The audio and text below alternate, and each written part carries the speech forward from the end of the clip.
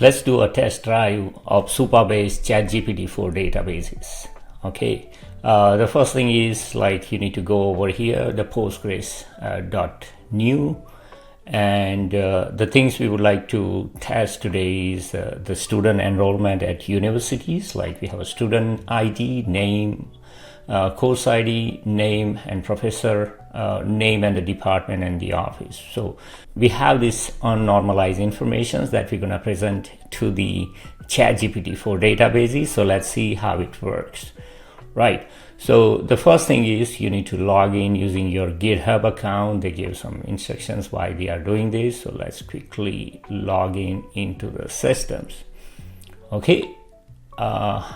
Seems I'm logged in because I had previously logged in into the systems. Now what I'm gonna do is I'm gonna copy the tables that I have, and let me ask what it does. Create a database for the below informations that I have. However, do not normalize the information. Or do not normalize the database. Let's be an explicit and see what it does. Right, so it's working on it.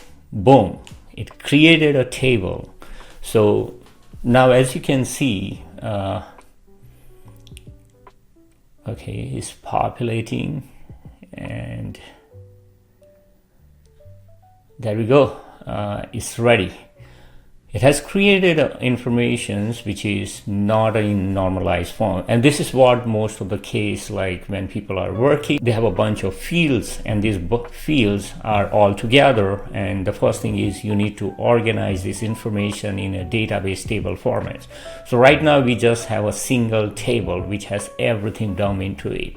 So however, one good thing is this table is already in a first normalized form because we do not have any multiple values for any of these fields. As you can see, they have a single atomic value. So that's a good part of it. Now let's ask to the system, let's organize this table into a second NF form. Okay, let's see what it does. To organize data in second normal form, blah blah, here is giving the information that identify the primary keys. That's the student ID in the case of here in this table, as you can see.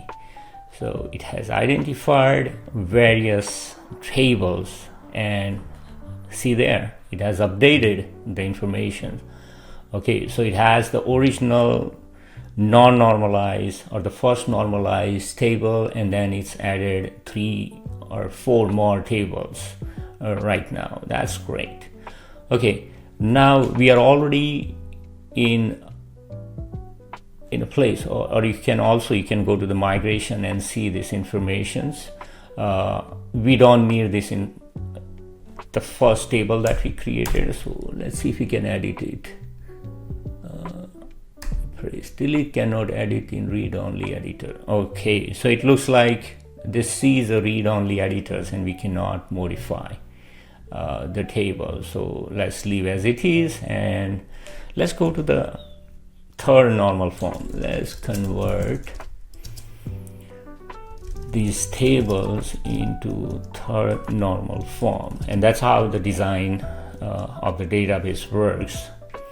So to give you some information about third normal form, there are no transitive dependencies among the non-key attributes that we have in the table. So this is what it's trying to do. Let's see what it has done. Did it update? Okay, so look here. Let's zoom it up.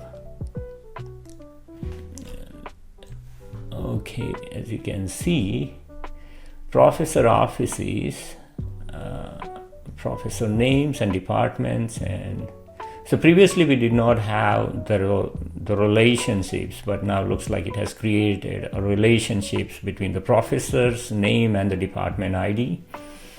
Okay, this is cool. Yeah, looks pretty interesting. The way like this GPT-4 database is, the way it's working. Great work from the Supabase, really interesting stuff. Go check it out. Looks like if you do not know in the beginning how to design a database, but looks like you can do the database design now. So it's in your hands now. You do not need a database administrators. I'm over exaggerating, but yeah, there is a possibility that many non-techie or non-DBA person can also learn to design this database. So this is just the first level. We haven't gone into a detail like triggers, procedures, and all that you can do with the databases, but let's keep this. Great work so far from Supabase. Have a good one.